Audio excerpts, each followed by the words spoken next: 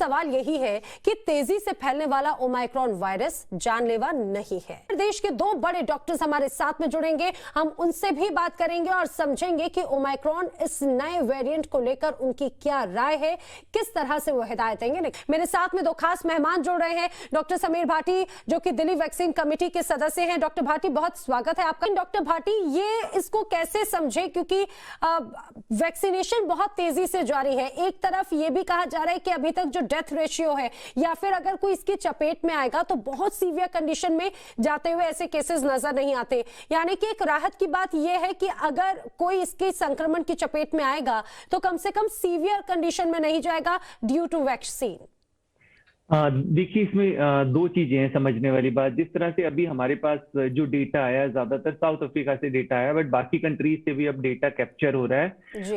अभी सिर्फ जितना WHO ने बताया है, इसको वेरिएंट ऑफ कंसर्न क्यों घोषित किया है, जैसा अभी डॉक्टर साहब ने भी बताया कि इसके जो अनयूजुअल म्यूटेशंस है उनकी वजह से इसको जो है वेरिएंट ऑफ कंसर्न घोषित किया गया। और अभी इस पे हमें वैक्सीन की एफिकेसी का हम ज्यादा नहीं कह सकते, पर साउथ अफ्रीका से जो एक और डेटा आया है, जो उन्होंने एक चीज और अपडेट की है कि इसमें री इन्फेक्शन के केसेस देखे गए हैं। री इन्फेक्शन का मतलब ये है कि जिनको पहले नेचुरल इन्फेक्शन हो गया था उनमें भी दोबारा से देखा गया है।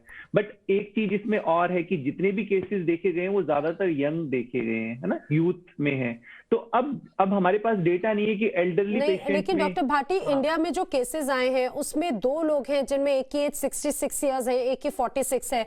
और दूसरी चीज जो सबसे चिंता बढ़ाने वाली ये भी कही गई कि ये दोनों ही फुल्ली वैक्सीनेटेड थे। हाँ, बिल्कुल, जैसा हम बता रहे हैं कि उसमें कुछ जो थे लोग फुली वैक्सीनेटेड भी थे। इवन एक दो केसेस ऐसे थे जिनको एक बूस्टर भी लगा हुआ था। तो डेफिनेटली हम इसमें दो चीज है कि आपको ब्रेक थ्रू इन्फेक्शन होना, आपको री इन्फेक्शन होना, मतलब वैक्सीन लगने के बाद इन्फेक्शन होना, या आपको नेचुरल इन्फेक्शन दोबारा से होना। हमारे लिए ज्यादा महत्वपूर्ण है कि गंभीरता कैसी आ रही है बीमारी की, या वैक्सीन को इवेड करके, मतलब आपको इन्फेक्शन हो गया वो बात है, ट्रांसमिशन होना ठीक है, पर बीमारी होना, मतलब जैसा अभी डॉक्टर साहब ने बताया कि हॉस्पिटलाइजेशन या फिर आपको ICU केयर की या आपका डेथ रेट, ये बहुत ज्यादा जरूरी है। वैक्सीन इससे आपको प्रिवेंट करती है। तो ये वाला डेटा भी अगले 1-2 हफ्ते के अंदर और आएगा, तो इसके ऊपर हम ज्यादा बताएंगे। फिलहाल इसलिए अभी तो हमें अलर्ट और सतर्क रहना जरूरी है, और अपनी जितनी भी। जी डॉक्टर भाटी, मैं जरा समझना चाहूंगी, एक तरफ वैक्सीनेशन की बात कही गई, लेकिन अब जो तीसरा एक और वेव हमारे सामने है, ये जो एक नया वेरिएंट है, क्या इस वैक्सीनेशन को लेकर वो प्रभावी है? और दूसरी चीज ये कि अगर नहीं तो क्या बूस्टर डोजेस की भी अब वो वक्त आ चला है कि बूस्टर डोजेस के लिए भी विचार करना होगा और उस पर जोर देना चाहिए? देखिए, इसमें दो चीजें हैं। एक, हमें जो फर्स्ट डोज लगी उसके बाद जो सेकंड डोज लगी उसको हम बूस्टर कह रहे हैं कि भाई इम्यूनिटी को बढ़ाने के लिए, बट एक और सेकंड बूस्टर, उसकी आवश्यकता, सेकंड बूस्टर की पहले तो एक चीज हम बात कर लें कि उसकी आवश्यकता अभी हमारे हेल्थ केयर वर्कर्स को डेफिनेटली पड़ सकती है, क्योंकि वैक्सीनेशन ड्राइव जनवरी में शुरू हो गई थी, उनको वैक्सीन लगे हुए लगभग 8 महीने के करीब हो चुके हैं। इसके अलावा हमारी जो इम्यूनो कॉम्प्रोमाइज पेशेंट्स है, जो हमारे कोमॉर्बिड लोग हैं, डेफिनेटली उनको सेकंड बूस्टर की जरूरत पड़ सकती है। इसके अलावा जो हम बात कर रहे हैं हमारे जो बच्चों की जो वैक्सीन की, सबसे पहले इस तरह से फेजेस में जाइकोव-डी ऑलरेडी अप्रूव हो चुकी है 7 राज्यों में, जिसको पहले भेजा जाएगा। बच्चों के लिए कोमॉर्बिड वाली पहले एक लिस्ट आ रही है, उनको वैक्सीन लगनी जरूरी है। अब बात आ गई कि ओमिक्रॉन के ऊपर। देखिए, इसके ऊपर जिस तरह से अभी हम बात कर रहे थे कि अभी थोड़ा और हमारे पास डेटा आना बाकी है कि इसकी ओमिक्रॉन पे वैक्सीन की, हमारी करंट वैक्सीन की एफिकेसी ऐसी रहेगी।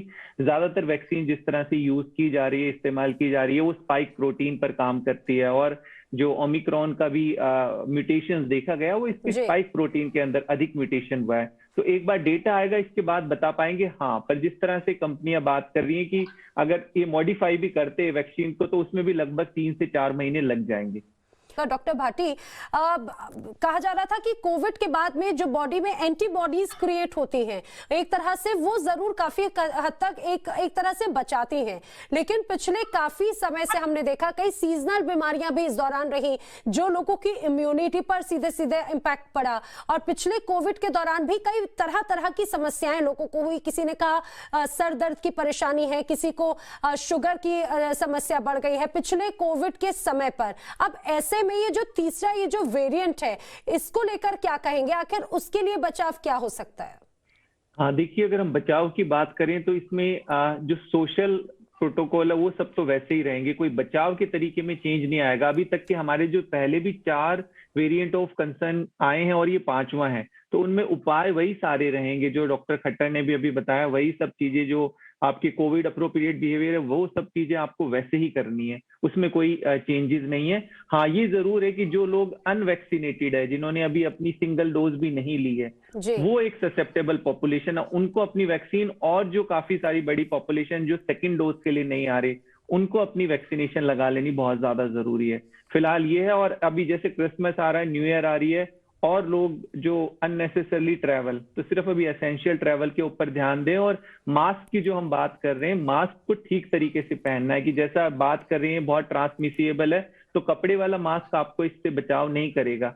और ज्यादातर जो अभी गैदरिंग वगैरह भी हो रही है, तो हम जितना हो सके जो इंडोर गैदरिंग होती है उनको हमें ज्यादा से ज्यादा अवॉइड करना है। क्लोज स्पेसिस के अंदर जो है हमें थोड़ा ध्यान देना है कि अगर इस तरह का कुछ प्रोग्राम भी हो तो।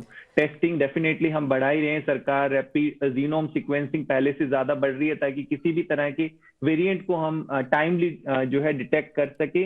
री इन्फेक्शन पे हमें नजर रखनी पड़ेगी। R0 वैल्यू जो एक पर्सन से दूसरे पर्सन तक ये कितना फैलेगा, जो क्लस्टर आ रहे हैं अभी हम देख रहे हैं ना कुछ राज्यों के अंदर एकदम जी से जी केसेस बिल्कुल। बढ़ रहे हैं, उस पे नजर रखनी जरूरी। डॉक्टर समीर भाटी और डॉक्टर आशीष खट्टर, आप दोनों हमारे साथ में जुड़े, हमारे दर्शकों को इतनी खास जानकारियां दी, आपका बहुत शुक्रिया।